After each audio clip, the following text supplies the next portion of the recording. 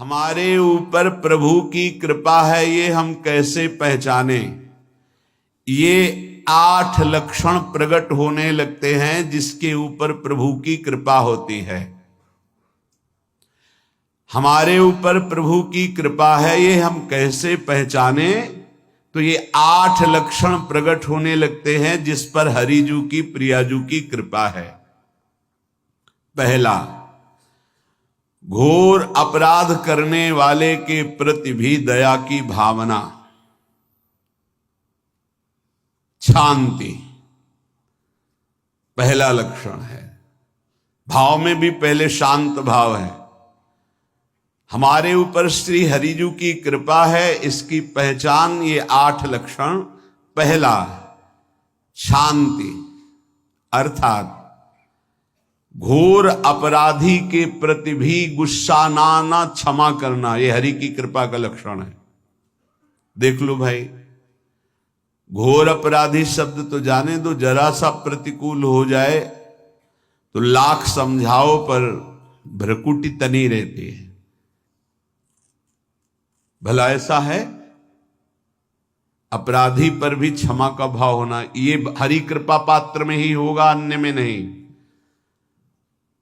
तो अगर अपने हृदय में ऐसा लगे कि ऐसा नहीं है तो हरिजू से प्रार्थना करनी चाहिए कि कृपा करो, मेरे में सामर्थ्य आवे। दूसरा, अनुसूया, वो किसी भी के प्रति कभी भी कोई दोष दर्शन ही नहीं करेगा। दोष कथन, दोष श्रवण की तो बात जाने दो।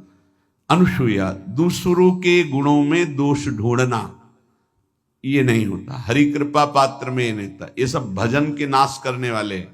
जैसे पहला अपराधी पर क्रोध कर देना, तो माया ने भेजा इसीलिए था कि तुम्हारे साथ व्यवहार ऐसा करे कि तुम क्रोध करो। क्रोध करोगे तुम्हारी ऊर्जा शक्ति नष्ट हो जाएगी, अध्यात्म में जो चलने की थी। और कहीं तुमने संकल्प कर लिया तो भजन शक्ति नष्ट हो जाएगी। तो अगर भजन बल है तो गया, जरूर उसको दंड मिलेगा, पक्का मिलेगा, 100% मिलेगा, लेकिन आप खाली हो गए। ना भजन करने की वृत्ति रहेगी और ना भजन रहेगा, दोनों बात। अनुसूया, किसी के सद्गुणों में दोष देखना, गुणों में दोष ढूंढना, ये हरि कृपा पात्र में नहीं होता। ये बहुत मंगलमयी बातें हैं जिससे हमारा भजन मार्ग पुष्ट होता है। तीसरा, वो बाहर से और भीतर से पवित्र रहता है, हरि कृपा पात्र। शौचाचार का ज्ञान होना चाहिए, वस्त्र आपके पवित्र होने चाहिए, ये बाहरी जल रज आदि के द्वारा बाहरी पवित्रता। और निष्कपटता, निश्चलता, सत्य भाव, ये अंदर की पवित्रता है।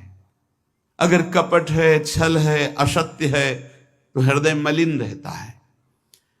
भीतर और बाहर से पवित्र रहना, इसमें खास बात क्या है? भीतर और बाहर से पवित्र रहने में, भीतर और बाहर से सदैव पवित्र कौन रह सकता है? तो बोले जो पुंडरीकाक्ष भगवान श्री हरि का प्रियाजू का स्मरण करता रहता है, वो शवायाभ्यंतर शुचि, वो बाह्य और अभ्यंतर दोनों से पावन रहता है।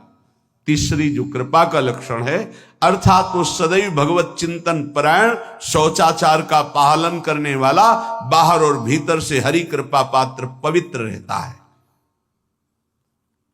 चौथा, ऐसे कार्यों का अनुष्ठान न करे जिनमें हमारा भजन छूटता है, जिनमें सत्य छूटता है, जिनमें भगवत भाव छूटता है। जैसे आपके ऊपर कृपा हुई, आप भगवत मार्ग में चल रहे हैं, अब आप ऐसे संसारिक कार्यों का अनुष्ठान कर रहे हैं जिनमें आपकी चित्तवृत्ति बिल्कुल भगवत विमुख हो रही, तो जीवन का लाभ क्या होगा? लाभ तो है भगवत स्मरण सहित। जैसे कल एक ने प्रश्न किया कि मैं खाता तो नहीं हूं लेकिन मांस की दुकान में मांस बेचता हूं, होटल आदमी, क्या उचित है? ये उचित कैसे हो सकता है? तुम और भी तो व्यापार कर सकते हो। जरूरी है धर्म का पालन करने की इच्छा करते हो, धर्म आचरण करते हो, ऐसा नहीं। तो विरत बहुकर्मा, उन कर्मों से हमें विरत रहना है जो हमारे धर्म के विरुद्ध है, जो भजन के विरुद्ध है। हरि कृपा पात्र ऐसे कर्मों का अनुष्ठान कर ही नहीं सकता। अपने भजन का फल देखना भगवत कृपा पात्र के, सबको प्रदान कर देना। हिम्मत है? अपने भजन, इतनी मेहनत से किया हुआ भजन, भजन होने के बाद हे प्रभु इस भजन का फल हो, सर्वे भवन्तु सुखिना सर्वे सन्तु निरामयः। यहां तो कहते महाराज एक माला रोज आपके लिए करता हूं कि आपकी बीमारी ठीक रहे, तो शेष किसके लिए करते हो प्रभु? शेष क्या? अगर इष्ट और गुरु के लिए तुम्हारा है कि एक माला करते तो फिर इतनी माला करते तो हमें क्या होगा? सब आपको दे देंगे तो हमें क्या होगा? तभी भजन का रहस्य नहीं जाना। छठवां, अपने भजन से अपने लिए कुछ भी ना चाहना, और दूसरों की तो बात जाने दो, दूसरों से कुछ ना चाहना ये तो ठीक है, अपने भजन से अपने लिए कुछ ना चाहना है हिम्मत। देखो ये हरि कृपा पात्र में हिम्मत होती है। अपना भजन अपने प्रयोग में ना लाना, इसका भी आंतरिक रहस्य है। अपने प्रयोग में आप शरीर को लेकर के बोलेंगे, अगर स्वरूप को लेकर तो प्रयोग की कोई वहां जरूरत ही नहीं, स्वरूप पूर्ण काम है, वहां कोई अभाव नहीं। जब आप कोई भाव अपने लिए करेंगे तो देह भाव होगा, देह भाव से किसी विषय की मांग होगी। विषय पूर्ति भजन का फल नहीं होता, भजन का फल होता विषय निवृत्ति। बहुत जोर की बात है, कैसे समझ में आए? अपने भजन का भी फल अपने लिए नहीं, दूसरों से कुछ चाह रखना तो बात ही जाने दो, भजन से भी कोई अन्य सुख की चाह नहीं हुई। क्या चाहिए? भजन ही बनता रहे, भजन का फल भजन बनता रहे, खूब निरंतर जप करते रहे। सातवां, किसी भी मान सम्मान कीर्ति पद प्रतिष्ठा के मिलने पर हृदय का असंतुष्ट हो जाना, यह हरि कृपा पात्र का लक्षण होता है। प्रणाम नमस्कार जय हो तो हृदय में असंतुष्ट हो जाना चाहिए। कोई किंचन मात्र अभिमान न उदय हो जाए। प्रभु बचाओ, ये माया की चकाचौंध से बचा लो नाथ।